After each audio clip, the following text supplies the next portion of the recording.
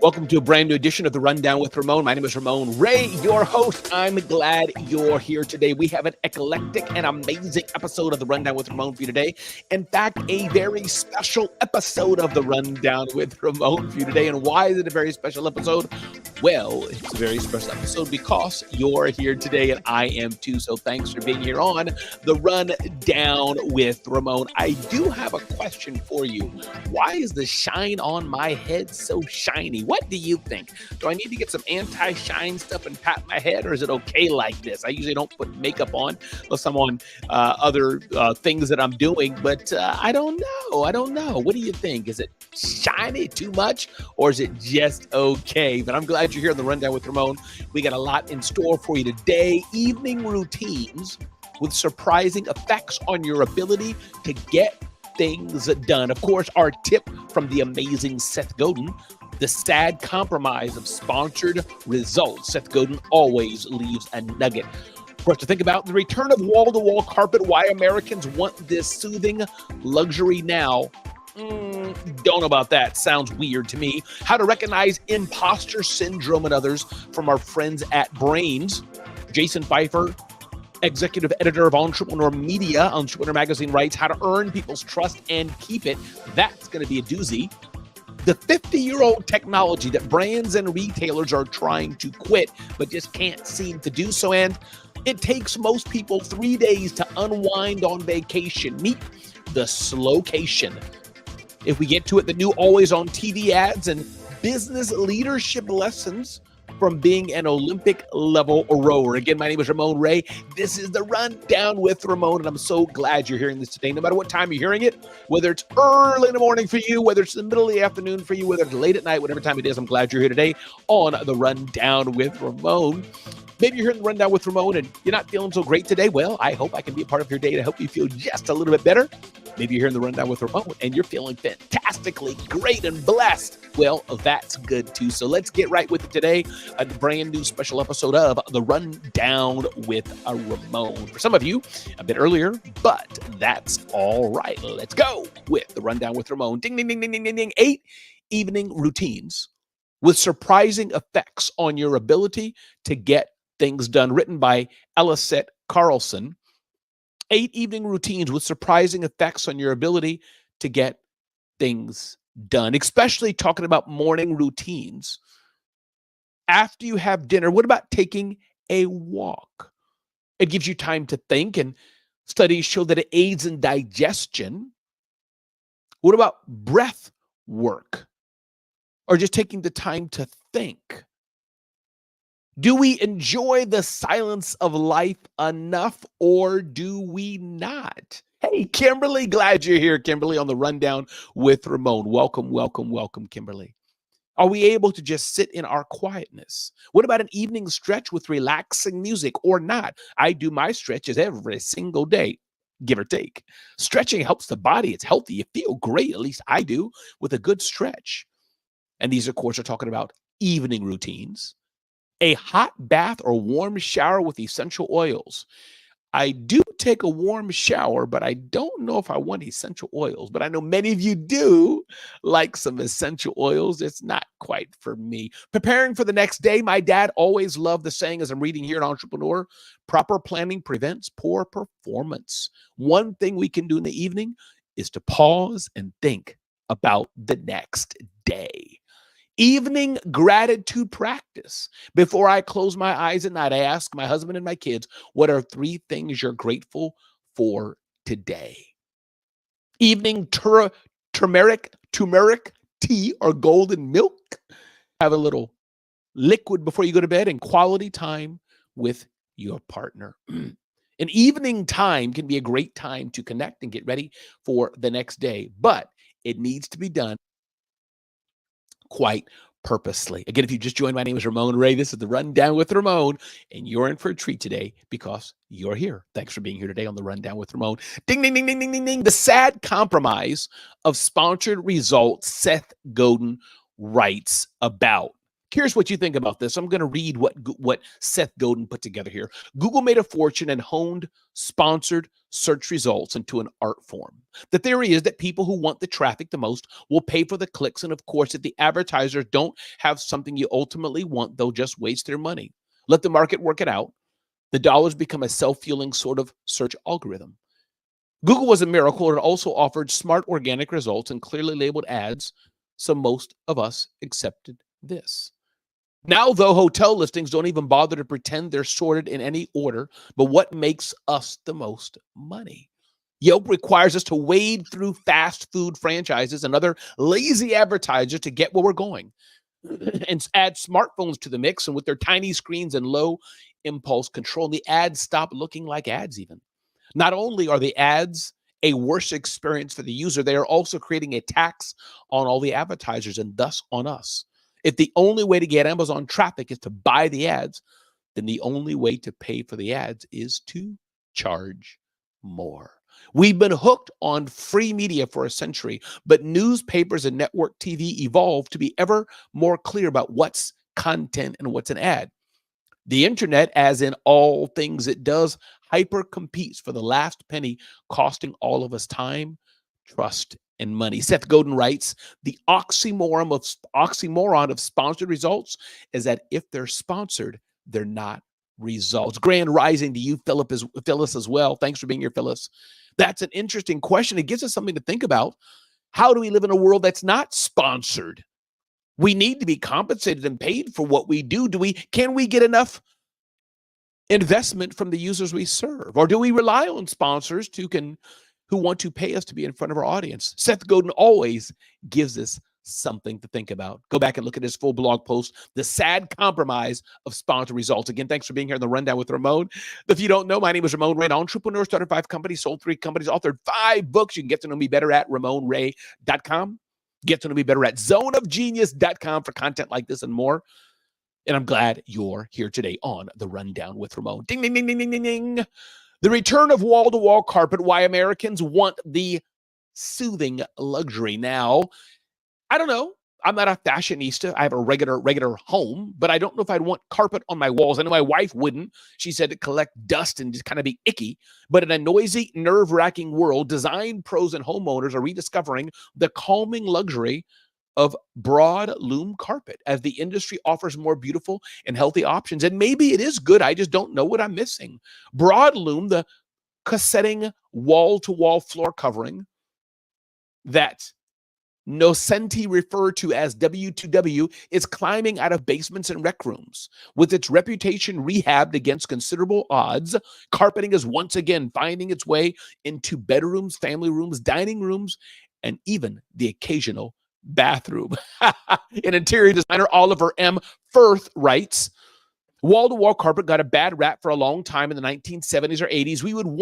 We couldn't wait to grow up and have wood floors.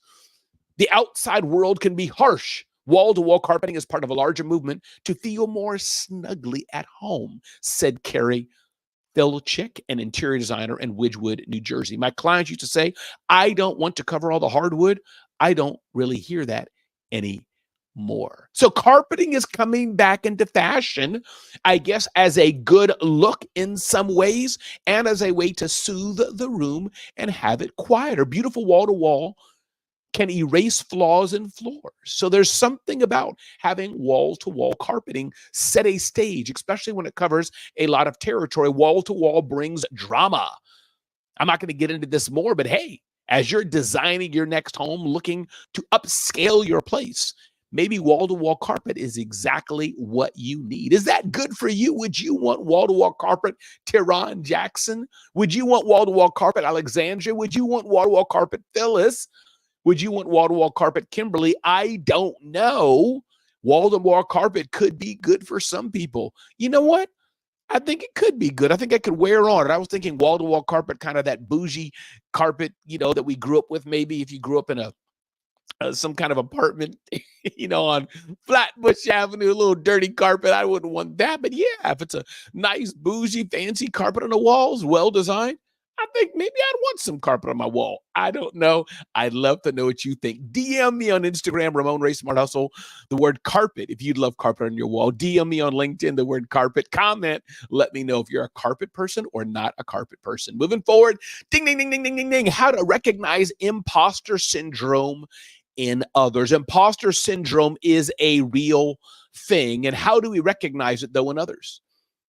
Uncover and tackle, says Vince Morales. Imposter syndrome affects a lot of high achievers, causing them to feel like frauds. This understanding of others needs empathy. So imposter syndrome is a real thing. Encourage self-compassion by reminding them that they deserve all this. One way of helping someone deal with imposter syndrome is by encouraging them to realize their potential. Number 2, empower.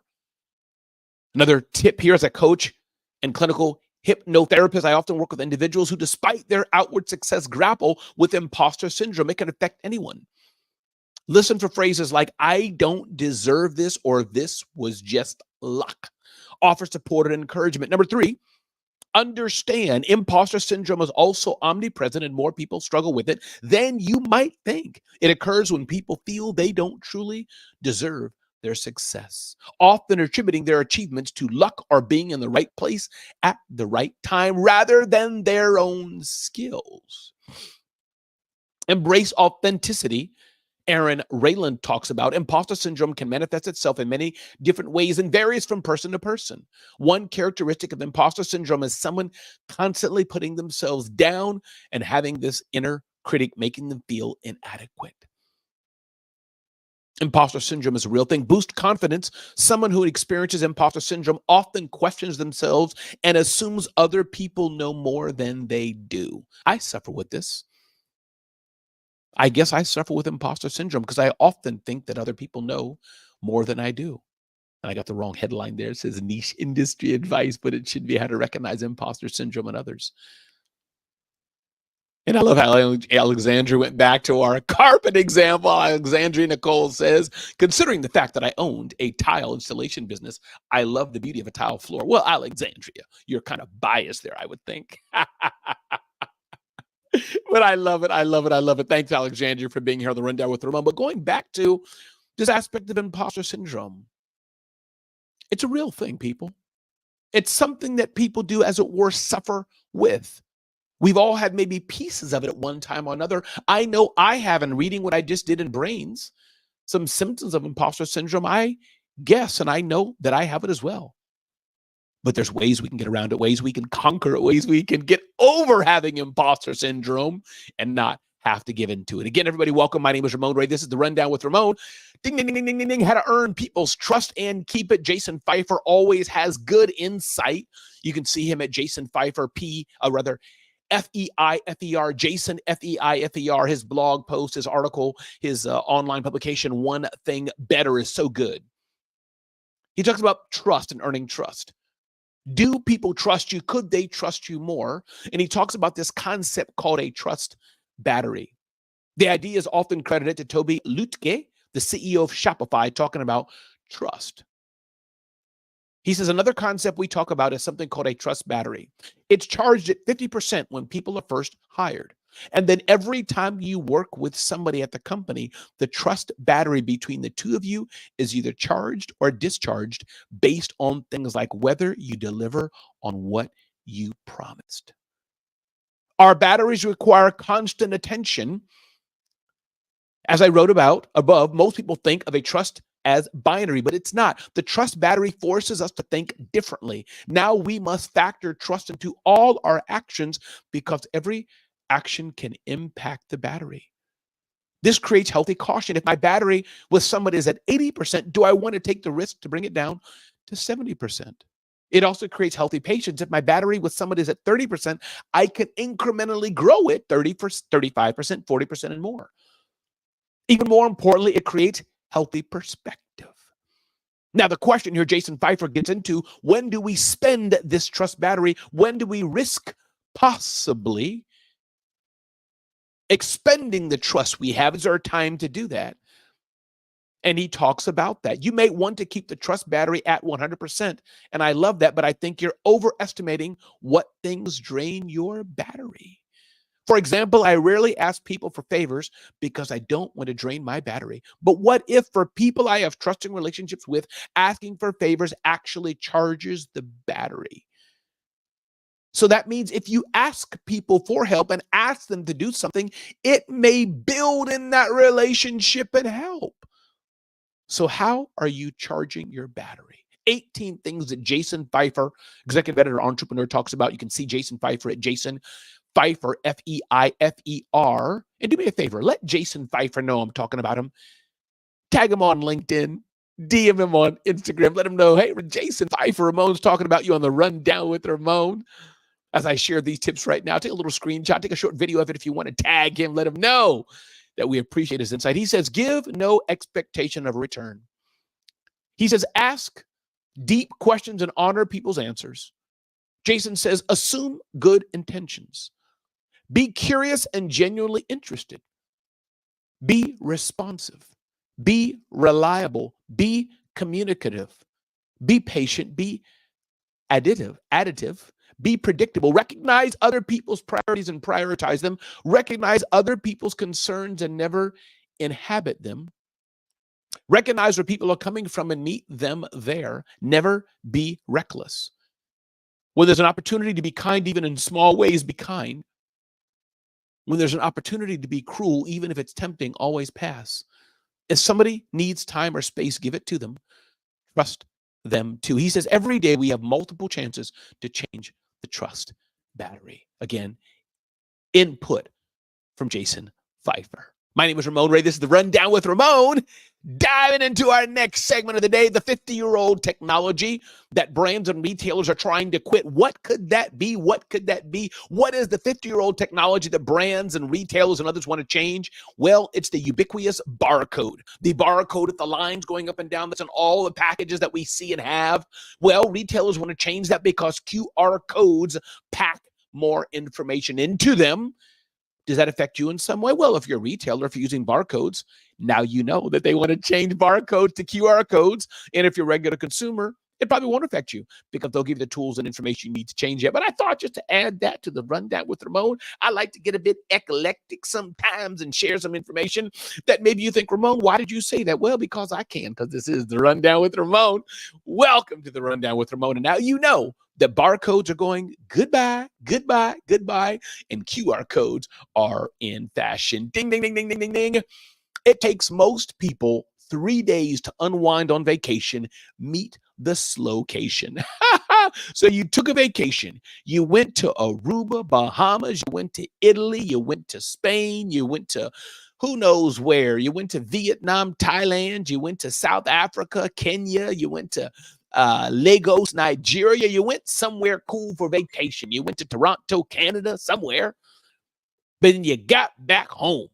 You got back to Philadelphia, New Jersey, Wisconsin, Dallas, somewhere, and you feel tired. So slow travel is gaining popularity as more Americans seek to de-stress on vacations. Travelers are booking longer trips and spending more time in each destination. Experts recommend train travel and rest days to fully immerse in local cultures. Have you ever been through that before where you took a vacation and you were tired and you needed to rest from the vacation? I don't know if I've ever been like that, but here's the thing. When you take a vacation, that means you shouldn't jam pack everything into it. It's okay to take a little break and take a little rest on the vacation. So when you come back recharged. Am I missing something there?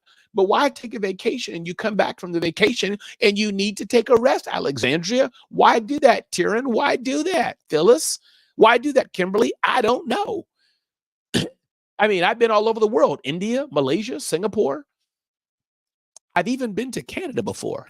But if I'm taking a vacation like they and Kay and Shun, the full thing, don't you want a bit of relax? But I guess if you're taking a vacation and you want to do all the things, you're going to Disneyland or going somewhere and you're going to another country, you want to cram everything in. So I guess sometimes you could come back from a vacation a bit more tired than you want.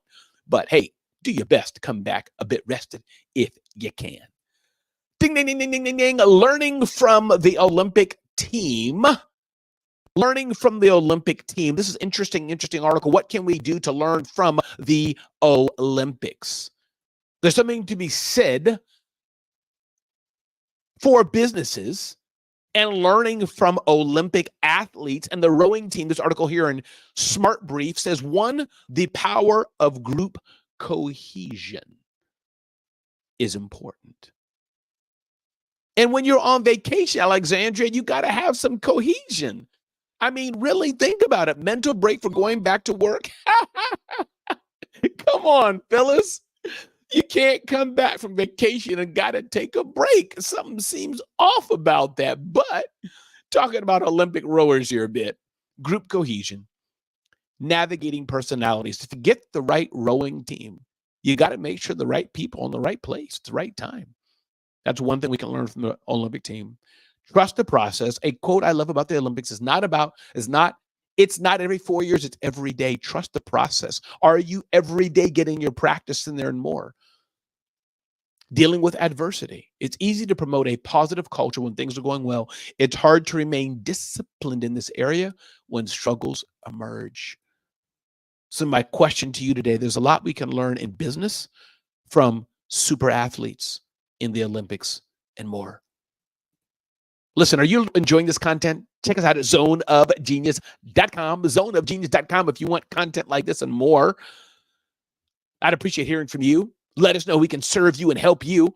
And I want you to ask yourself today, how clear are you on what you really, really, really want in life? How clear are you? Do you want to be in business? Sometimes business gets so hard and difficult. Are you hungry enough to be where you want to be in life and business? What is your pricing like? Is it premium or is it cheap? Your mindset is everything. If you don't have the right mindset, it's hard to grow the right business. Ask yourself an ever important question. What do you do best? And can you get paid to do? What does the market want from you? Because when you have that zone between what you love to do, what you can get paid to do, what the market wants, that's when you're in your perfect zone of genius. My name is Ramon Ray. This has been the Rundown with Ramon, and I'm so glad you're here today, learning how to start your business, grow your business, or just live your best life. Go out and tell somebody today that they matter, that you care, because I'm glad you're here today because you're special, and I want you to know that. Thanks for being here on the Rundown with Ramon. Be blessed and have an amazing day today. Thank you so much, Alexandria, for hanging out with us today. Glad you're here. And with that, I'm going to sign off because it's the end of another Rundown with Ramon. Thanks for being here today.